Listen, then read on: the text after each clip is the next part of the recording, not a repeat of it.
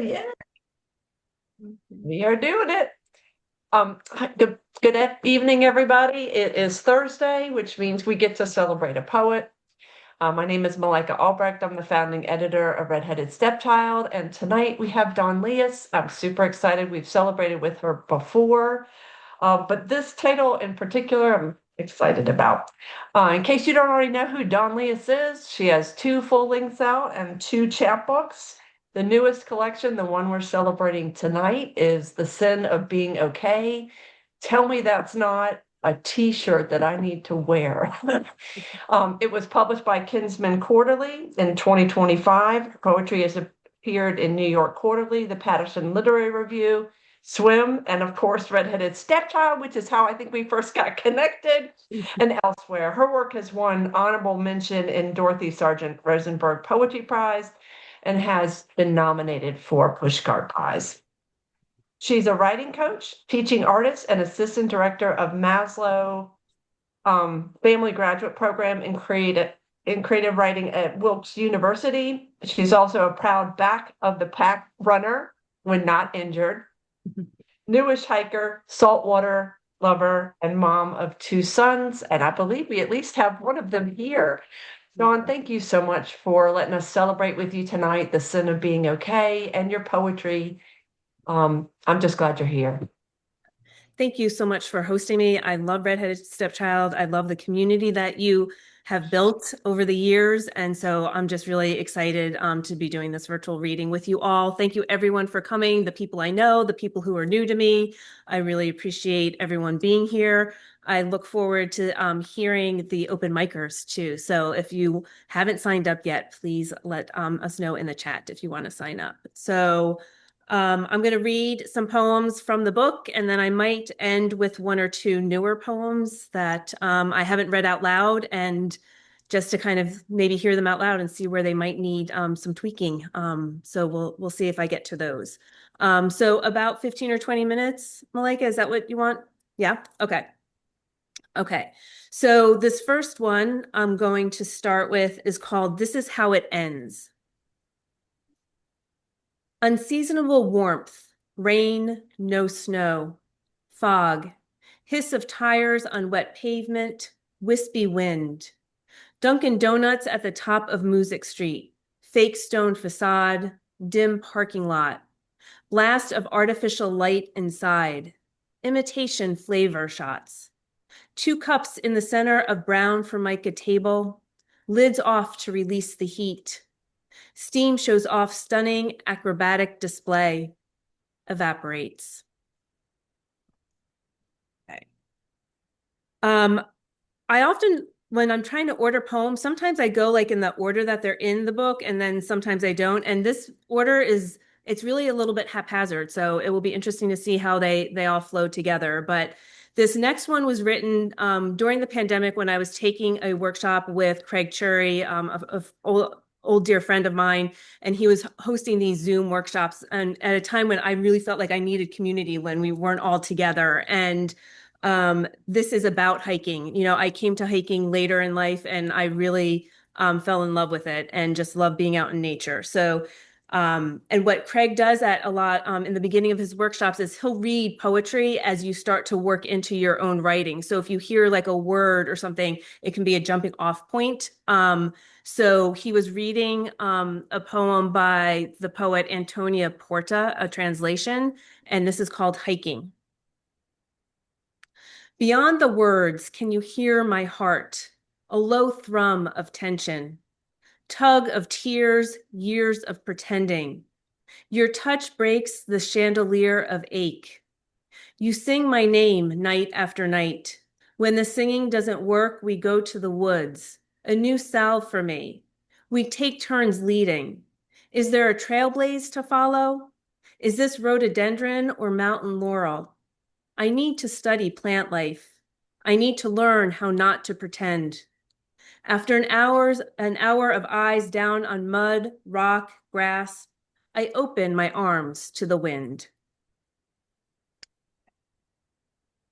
And going right from that into this next poem, which again was written in a workshop with one of my past poetry mentors, Christine Delano. She's a faculty member at Wilkes, and it's about a houseplant. I don't do well with houseplants. I'm trying to learn, but they don't often do well in my care. So this is called How to Survive a Houseplant If You Live with a Beginner. Stretch every day until you touch the ceiling. Befriend neighbors with fast-growing vines. Spend afternoons on wide windowsills flirting with the sun. Invite first blast of heat to kiss your leaves. Be patient, but ask for water before you need it. Change. Welcome the breath of the beginner tending you. Listen. Keep her secrets. Cultivate dreams of a successful green thumb, one she didn't inherit. Hold her fears. Change again. Be slow to outgrow your home. Okay. And let's go ahead and move to the title poem, The Sin of Being Okay. It is in the form called a cadrolor, which is a newer form that two poets created during the pandemic. And then they actually created an online literary journal called Glean, a journal of cadrolor. And it has to be 5 stanzas. You can have up to 10 lines in each stanza. However, each stanza has to have the same number of lines, and the lines should be about the same length. And each one should really be able to almost stand alone as its own poem. And then they want what they call a golden thread at the end in the 5th stanza to kind of tie them all together. So they're very image-based poems. And this is called The Sin of Being Okay. 1. You drew triangles, circles, squiggly lines, and margins above math problems with purple pen, under reading notes. Teachers expected answers you couldn't find outside the window, past the flat playground, horse farms, and cow pastures, just the tip of your imagination. 2. He dreams in tie-dye, each bright yellow flowing into pink, green, blue, orange. He sees dream you before real you, teased hair, rugby shirt 3 sizes too big. Real you rarely smiles, worry lines settling into forehead. But his voice reaches you, unfolds your mouth. 3. How you describe the color of water. Blueberry, shallow as your grandmother's eyes, violet like your cousin's middle name, blue as a marble skittering across terrazzo in midsummer sun, muted trumpet in a city club, your favorite pair of Levi's, decades old, a lover's voice saying, I'm sorry. 4. Defined Sunuki. Sin of being okay? Collage of photos with faded edges, lying naked in the woods, late spring snow, gold star for breaking the rules, a dream that can't be let go, a period with hot flashes, underwater sound of an abandoned ocean. 5. From an early age, you learned to be small, could fit in a jack-in-the-box at the slightest raised voice, even brief eye contact, embarrassing hair out of place. Each person cranked, 1 click, 2 clicks, 3. The tighter the turn, the tinier you became, until the pop splintered your life. All right. The poem that was in Redheaded Stepchild several years ago is in this collection. And so I decided I wanted to read it tonight. And it's called I Woke Up at 3 a.m. Thinking I Was Somewhere Else. And this came out of an exercise that I was doing with just trying to write, I think 10 minutes a day for an entire week, just kind of getting the ideas going. And then I kind of patchworked them together into this poem. I woke up at 3 a.m. thinking I was somewhere else. The air hasn't taken the turn toward fall quite yet. I want to be a tree blowing in wind. I want to be the last leaf to fall, bright orange. No, I want to be crimson. Dreams are moving against the jet stream.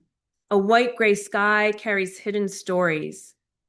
Maybe if I had a daughter, I would know the secrets of this land.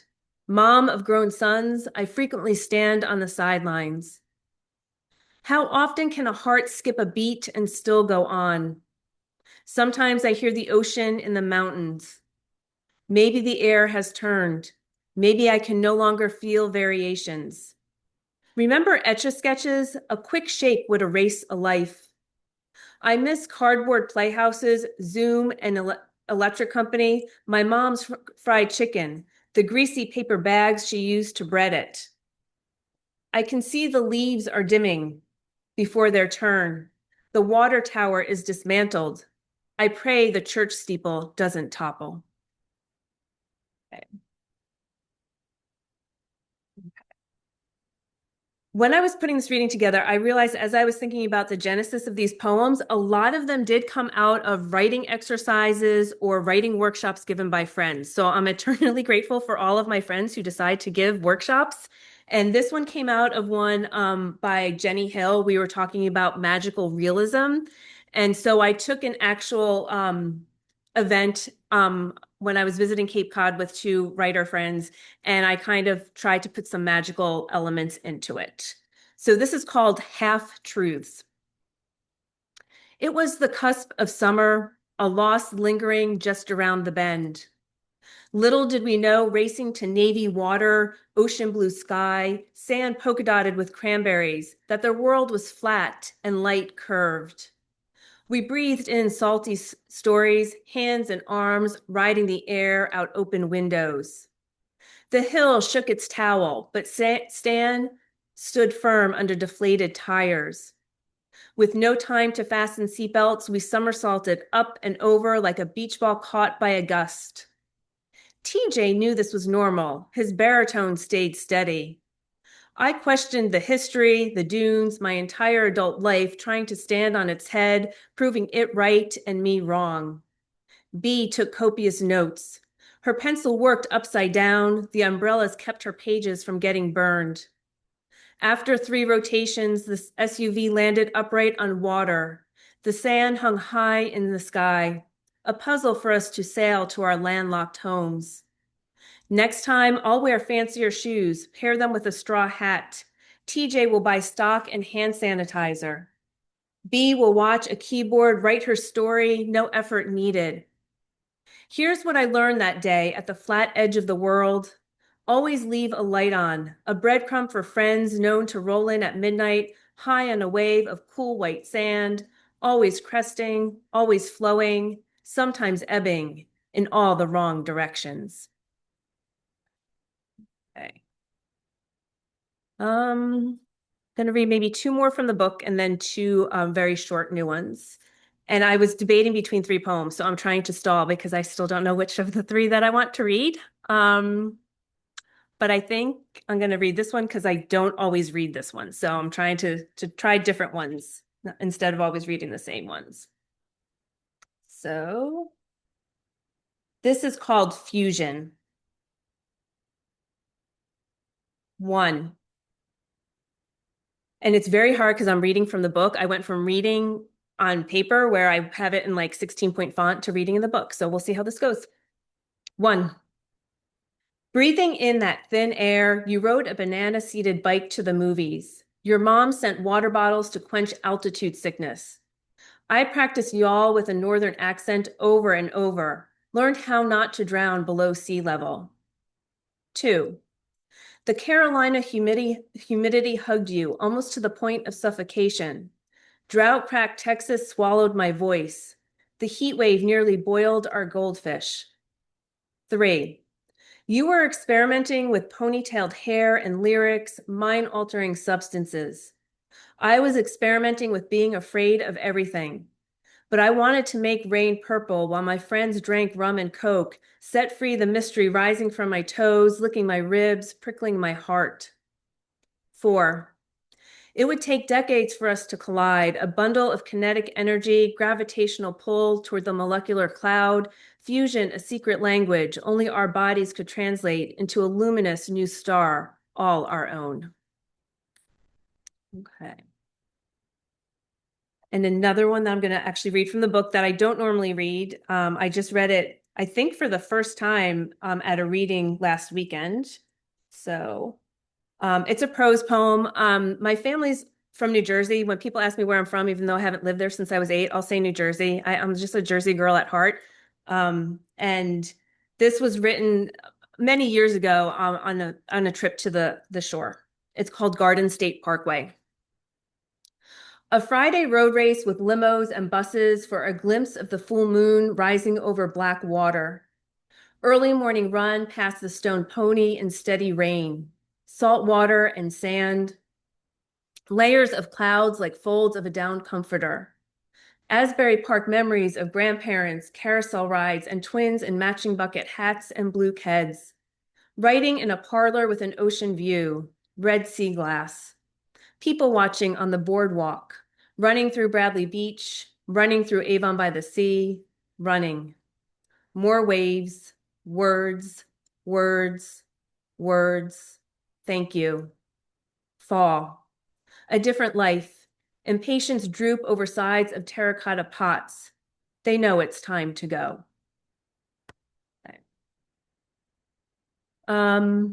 All right, I'm going to read a couple of new ones to finish, and we'll see how they land because they're very new.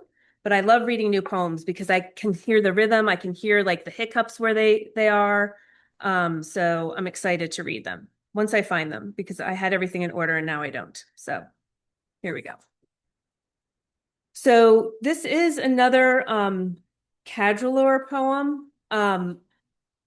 My younger son, who wasn't able to come, he a couple years ago asked me to write a poem for him as a birthday gift, which, you know, what poet mom wouldn't want to do that? And then it proved to be very difficult. And he's like, it's okay, you'll get it, right? You know, he said it will come when it comes. And again, I was in another workshop with a group of friends and I wrote the draft there. And then this is where it is. This is where it stands right now. And it was actually published in Gleam, but I think it's more of like one of my more sentimental poems. So this is called Beyond, a Cadrelor for Evan. 1. You get your hands dirty, roll meatballs, no breadcrumbs to freeze for when you're gone. A love letter. 2. I am writing to you again. Remember freshman year emails, thousands of texts, a few poems. My love language. 3. Morning dew flying off the back of a golf ball. You found your way out of more than one sand trap. So have I. 4. Haystack Rock, frothy salt water, trek through Tillamook Forest to tattoo shop in East Portland. Buzz of needle. 5. Quiet stretches and knowing I'll follow you in and around the brilliant Milky Way. Always. You know, forever. Apparently, I write a lot about the ocean and sand, right? It always comes around in my poems. So this last one came out of a workshop that I did with John Pearson not too long ago, and I was trying to remember the prompt, and I can't remember the prompt, but it was a great prompt. I know it was because I remember signing on to that and being like, I don't know what I'm going to write today. And then I had so much fun in the workshop. So I love, again, taking workshops from other writers and from friends. And I had a migraine, so I wasn't even sure I was going to go. So you'll see, this is the title of it is Self-Portrait of a Migraine, at least for now, because this one's pretty rough. Self-Portrait of a Migraine. The night was fire, morning full static. The moon stopped caring as snow carried its pain like poetry. No one expected a miracle until the dog turned inside out and became God. Thank you. Holy smokes. Oh, you are so much fun for so many reasons, Dawn. Thank you. Y'all can unmute and just take a moment to say, great reading, amazing poem. Thank you. I want to let everybody know this is when we usually have questions and look to Dawn for some answers and good conversation. Last line, last poem, mind blown is what Sherry just wrote. Yeah, same. Thank you. Same. You know what I realized? I don't think I realized this last time you read, Dawn, but I admired how that last time and this time you are very much a teacher. Like you give us backstories and you let us in, and you really, I think that's a beautiful way of encouraging other writers and poets. It's just fabulous. But this time I really recognize that you inhabit also yourself as student. And I Mhm. admire that so deeply, that sense of all of us on this journey, teacher, student. It was very powerful. And it I don't know, it kind of sparked me, it inspired me to see how you did that today. Yeah. Thank you. Sherry just said you weave yourself in and out of the poetry in the presentation. Thank you. Yes. Part of the pleasure is not just the sheer beauty and lushness of the work and power of the work, but also Dawn's presence. So I love that. Thank you. Does anybody have a particular question? Feel free to just unmute. We are really relaxed here, so jump in. No I have one. questions? Okay, jump in. Do you have a like very regular writing practice? What does that look like for you? Yes. I unfortunately don't have a very regular, and so I don't always practice what I tell other people to do. Um, I think for me, I use the notes app on my phone a lot. Like if something strikes me or I get a thought, like I'll jot it down there. But I am not somebody who says, okay, from this time to this time, I'm going to sit down and write. And really the last year in editing the book and getting ready for it to come out, I have not been, I mean, I have a few poems, but I'm excited to get back to it again and maybe try. Like I do believe that we do things in our writing practices, and they're cyclical, right? Like I don't think that one thing always works for you all the time. So I'm maybe looking forward to getting a little bit more consistency in terms of like giving myself rules to follow, right? Parameters to stay in, like write every day for 10 minutes, which I've, done in the past. And I have an idea for a new chapbook that has really excited me. So I'm really anxious to get back to that. I'm also part of a fiction group so I'll be taking out my novel that I've been working on literally for like over 10 years. And I put it away, I take it out, I put it away. And, but they're going to hold me to that. So between wanting to do those two projects, I will need to put some parameters around my time, give myself some rules. Dawn, Karen has a question for you. Hey, hi, Kier. Hi. Why did you decide to write poetry in the first place? And also, I think it's enough of a question to start with. okay, yeah. Great Thank you, question. Kier. Yeah.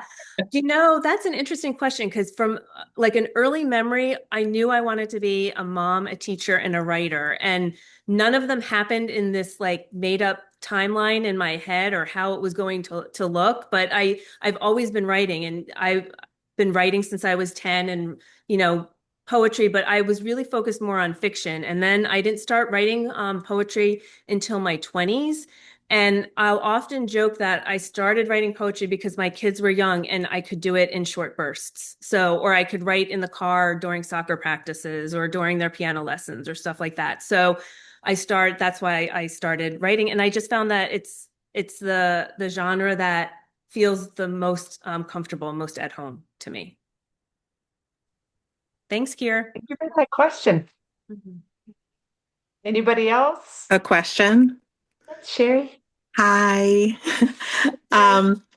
Do you find that your poetry seeps into your prose and your prose seeps into your poetry? Oh, I haven't really been working on the novel, so I can't say that seeps into my poetry, but I do like to write prose poems. So I think like that lengthening, and I've written a couple of essays, like very short, like micro essays lately. So I feel like I'm trying to do like this expansion to see like if there are other frameworks of the stories that I want to tell. So it will be interesting to see if the poetry kind of weaves itself into the novel when I go back to it, because I literally haven't picked it up for several years. So we'll see how that goes. Absolutely. Very exciting and nice to see you. You too. Thanks for coming. Thank you. Thanks for that question. That was another thing. I don't know why, Sherry, you just jogged something. The tactile aspects of your poetry were so fabulous. I really enjoyed having that, because it's not something I oftentimes think about is how something feels, but there was something about folding and there was so many different texture items. So I just want to reflect that back to you. Is that conscious, or do you think that's how you? I can't say that it's a conscious decision. I think I try to push myself beyond what I'm seeing, right? Like, what does something feel like? What does it taste like? What does it sound like? What does it hear, whether it's literal or figurative? So I do try to, I think, push myself that way, but I don't think that that was an intentional thought when I was writing some of these poems. It's just amazing. It added a whole nother layer to it. So it's like, it's so fabulous. I wanted to go back through the poems and see, like, circle where I felt that, different lines. So it's lovely. Thank you. I just have to say how much I enjoyed hearing about the Garden State Parkway, Bradley Beach, and the Jersey Shore in general. Thank you, Cal. I appreciate that. It has a special place in my heart. I love the Jersey Shore. It's a special place. Thank you. Really is. I have a question, Dawn. Yes, Mary Ethel. I read your book forward, and then I realized it would be a good idea to read it backwards.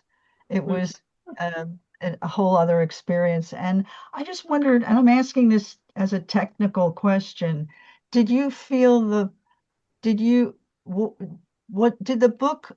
Did the order of the poems have a specific meaning for you? So this Like, was is there an arc? Is there a way they were put into the book that way? Yeah, this was not the original order. So I always had it in 3 sections. I had them grouped more according to theme, like more closely related. And then my wonderful poet friend, Cynthia Kolonowski, read the book and she's like, do you want to play around a little bit with this? And so I said, yes, please go ahead and do that. And so she did that. And then she came to the office at Wilkes one day and we just put all of the poems out on the conference table. And then she just watched, like, we just kind of walked, it's a round table. So we just kind of walked around and we like moved different ones next to the others. And until I can't say that I have like this technical checklist of like how I want something. And I know people do like that. But for me, it's more by feeling and by printing them out and putting them on a table and just walking around and like looking at the titles and looking at what could bump up against something that might be unusual instead of like having like the straight narrative arc. Cause I do write pretty, some narrative work. So it was just by feel, I think, by the time we got to that point. But Cynthia kind of reordering it, that opened like a different door for me. So I was really grateful that she was willing to play with that. And then we could kind of get together in person and look at it together. Thank you. Yeah, thank you for that question, because I think ordering can often, I think the book that somebody wrote, I think it was co-authors, it was called Ordering the Storm, and how challenging that is. So it's nice to hear a different process that's more organic and kind of feeling your way through. Oh, that's awesome. I feel like we are through with questions. I don't want to miss any. Now's the time if you want to jump in there. All right. Thank you so much, Dawn. I deeply appreciate the chance to celebrate with you. A reminder that there is a link to the book in the chat section if you don't already have, The Sin of Being Okay. Thank you so much for asking me here. And I can't wait for the open mic to hear everyone else read. Yeah, and I'm actually going to say it now. When you do get that novel, you'll be our first novelist. Okay. No pressure or anything, but yeah. Yeah, no pressure. Yeah. Saying I'll be around for another decade, but I hope to. All right. Hopefully it won't take that long, though. I hope not. Right? I'm impressed that you stuck with something for 10 years. And I've always said part of the reason I write poetry is just literary ADD. I can't hold a thought for so many pages. I'm so sorry. I try. I know. But I look forward to seeing what you do. I do too. So thank you. Yeah, fingers crossed. A reminder that if you wanted to read for open mic and I don't know that, you're going to have to send me a message. For right now, I have Mary Ethel first. Okay. I just decided I wanted to get topical, um, just for kicks. So I just wrote this a couple of days ago. National Frozen Foods Month. I used to get a little peeved sharing the month of March with frozen peas back when I wore a pin that said 59 cents on my lapel. I don't know if getting older makes you tired or mellow, or if other joys rise up, but I'll let someone else take over. Someone like those suffragettes who chained themselves to fences when on hunger strikes got force-fed. Not someone like myself who has grown grateful in her later years of vegetables in winter where it almost tastes like summer, and my father and his garden are still here. Gosh. Wow, Mary Ethel, I love that. That is gorgeous, and thank you for sharing it. There was so much to it. I was trying to type a whole bunch in, and then you hit me with that last line, and I couldn't find the unmute button. I'm glad you're here. I'm not surprised you two are friends. I have Bob next. Okay, this is a very short one. It was actually written this morning at 4 a.m. Sleep. Those who sleep can enter the dark realm, where language remains a trap and escape is always a struggle. Bob, always the layers. I'm so glad you're here. Thank you. Regina, I have you next. Good evening, everyone. This poem is new. I wrote it a couple of hours before this started. As you know, this month has been Black History Month. I celebrate all year, every day. But I actually got inspired to write this when I was looking at a food content creator talking about red drink and tea cakes and the role that red drink has played in the African American community. Red drink is the term that we use, but it is actually hibiscus tea.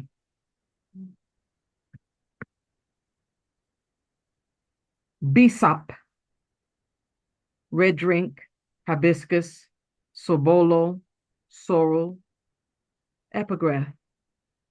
Red drinks have long lubricated the social gatherings of West Africans and people of African heritage in the Americas, particularly those celebrating emancipation from slavery. From Adrian Miller, Food and Wine. It wasn't meant for those hands and hearts of grace to be lost, to be scattered, to be captured and spattered across inglorious terrain, having once rooted and grown wildly, oft living abundantly and freely across the most ancient holy ground. Besop saw them snatched, and she cried, chanted, and prayed they would remember her flowering and offering. They would not be completely overtaken by their sorrowing. They would retain the memory of her blood edifying elixir that celebrated cherished moments in their humanity. And Besop, once extending hospitality, once encouraging bonds of unity, once toasting victories, now saw its cultivators huddled, chained in coffers, trafficked across an angry sea. And what were they to do when their royal skins from noble lands were whitewashed black and their souls were hung blue? Yet as if from earth to wave, dodging death, graves, Besop whispered code through seas, through ground and air, made itself known as more than root and leaves. It was a red reminder that carried history, ways, liberty. And those hands and hearts of grace, recognized even through bleary eyes and hot terrain, that the sacred red drink of the loving cup still remained, an innocuous reappearing, same face, different name, reflecting hope, calling home. Gina, that is gorgeous. Thank Yeah, you. wow. Somebody just wrote wow. I forgot to remind people, check the chat section after you've read, because I don't want you to miss comments. And Regina, I hope you just saw that's stabbing me. Thank you, Sherry. I think that's a good way to put it. Powerful. Marjorie? That snuck up on me. Thank you, Dawn, and congratulations and everybody for those readings. A little bit of a trigger warning. This is about the death rattle that happens when somebody dies. And this is from my book, Seeing Things. It's called That Sound. Respiration soaked in saliva now pooling up between throat, airway, here beyond, the rattle of hospice and hospital, a farewell coaxing muscle and cartilage, a larynx that articulates loss and love in bodies we don't want to leave yet. The way your father's clatter slowed and waited as you climbed the nursing home stairs 2 at a time to see his eyes focus, we tell ourselves, on you, his only child, both your and his breath steady, almost soundless, before death's commotion forced his lungs' deepest groan out and into that other room of grief we knew we'd walk in. Or how, betrayed by my commitment to this word's obligations, I arrived too late to hear my father's noisy exit a state away, his delayed but rattling ride to that other state of being not waiting for my good intentions. It's for the best, my sister said, but even now regret wells up in the trachea, swells the tongue, chokes all the words I meant to say or did when we forgave each other. Or how, and not how, that stranger on YouTube recorded on her phone someone she loved, someone named Ron, whose rattling keeps her replaying the loss she breathes in and out, the heaving still the signifier of happiness lost and not replaced, but something close to respiration, eventually filling up the lungs of the daily. Like that and not, when I, 2 days with your father, surrogate for mine, holding hands, singing the old hymns of heart, lungs, throat, and what we held there daily of him, and would continue to play as litany without regret or deathbed recordings, now and now and now again. All right. Holy smoke. Check the chat section. And Marjorie, can you please put a link to that book? Because not everybody has Seeing Things, and we definitely want to get that out there. Thank you for reading that particular poem and writing it.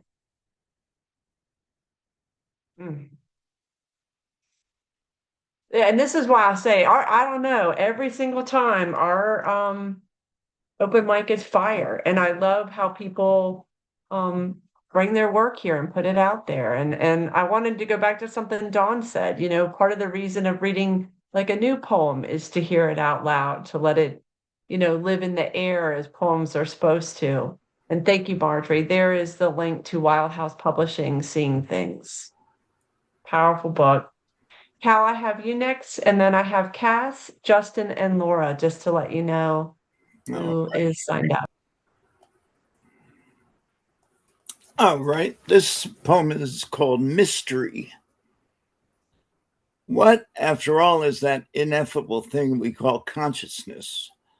We're evolved to have brain chemicals that mysteriously function in their complexity for an intangible thing we call a personality, a creation that exists routinely as can be, though not having a single physical property.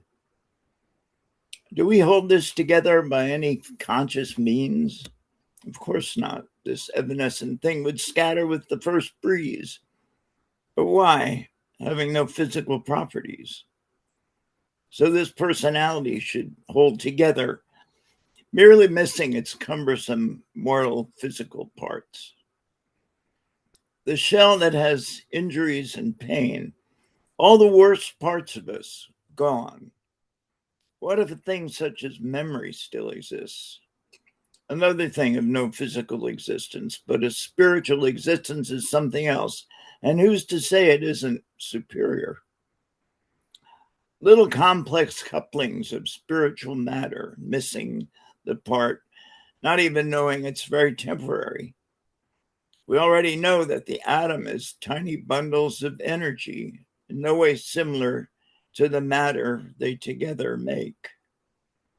Einstein's spooky action at a distance could span any distance and live for any amount of time. The universe is billions of years old, and we cannot even theorize what is behind the wall of the Big Bang.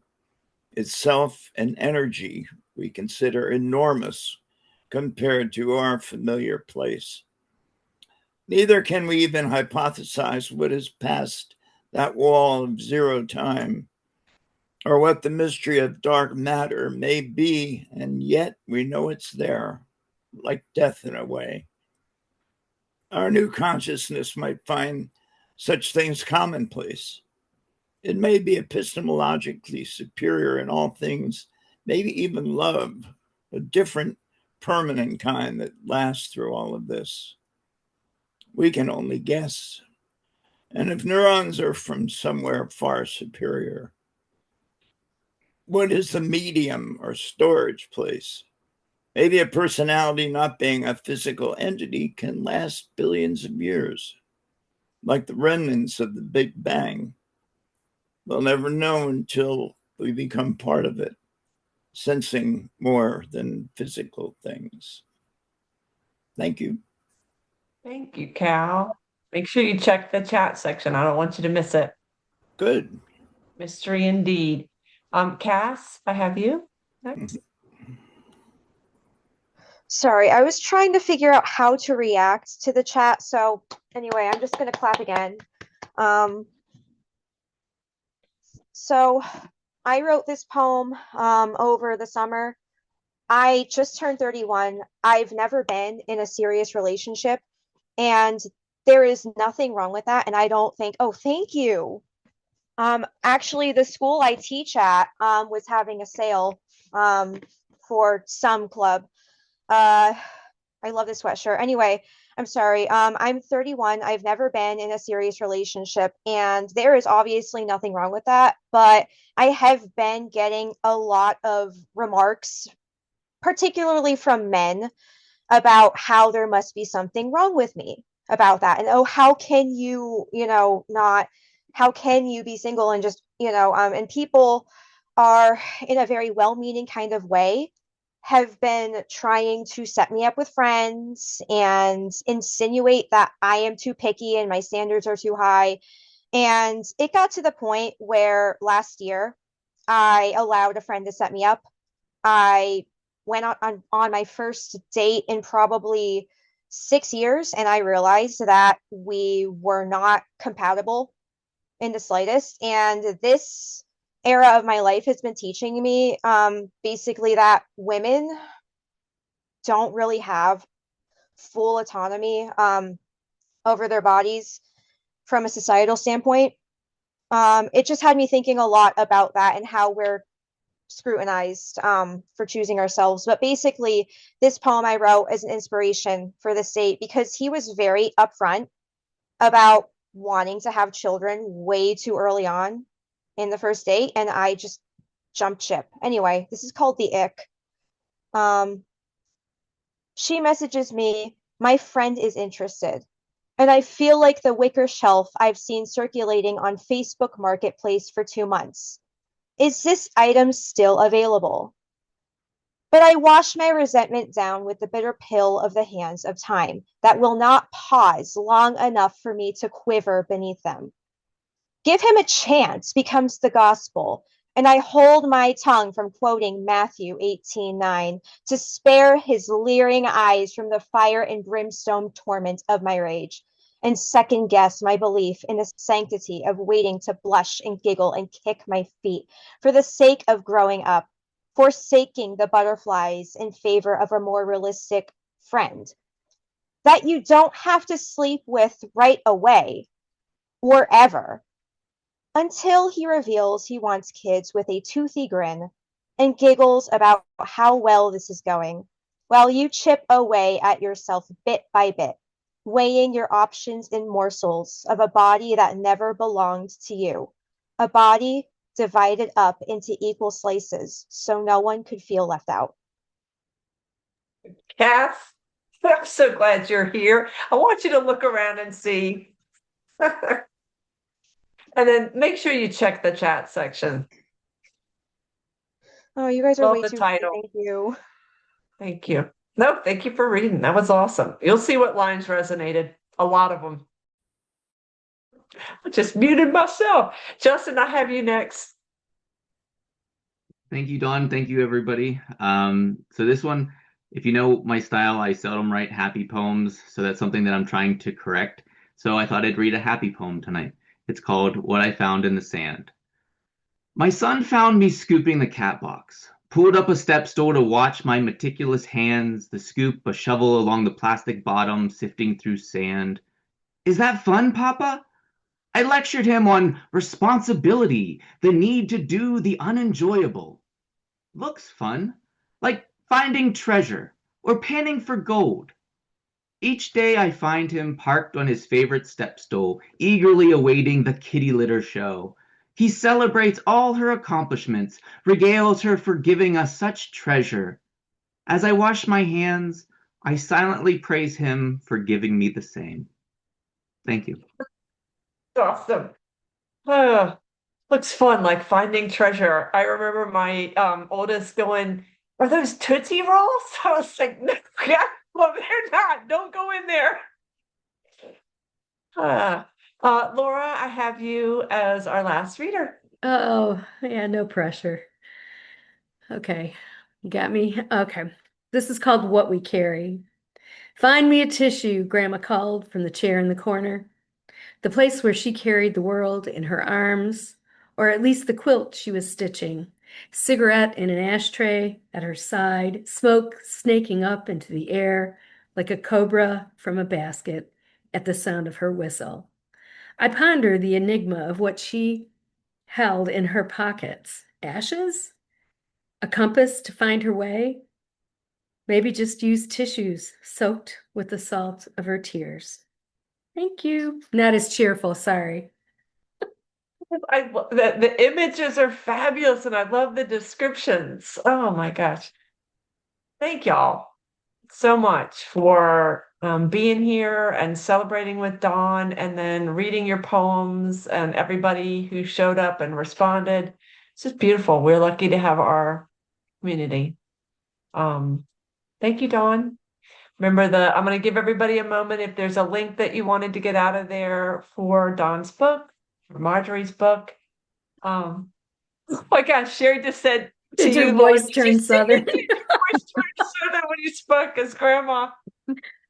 Slightly. I was gonna say No, she was from Pennsylvania, so no. All right, maybe it's a family thing though. What were you gonna say, Sherry? Because you heard it. I almost heard you take her on when you started that first line and then you went back into yourself. Yeah. Well, she's a very vivid memory. Let's put it that way. I hear you. I have those of grandmas too. Yeah. So if we go back to kind of what Dawn was talking about, workshops and prompts, may I lightly suggest that you pull something from this evening and give yourself a moment to write right after getting off of this Zoom. Great idea. Thank y'all. Be well. Thank you so much, Malika. Awesome. Thank you for being my co-pilot for this. Thank you.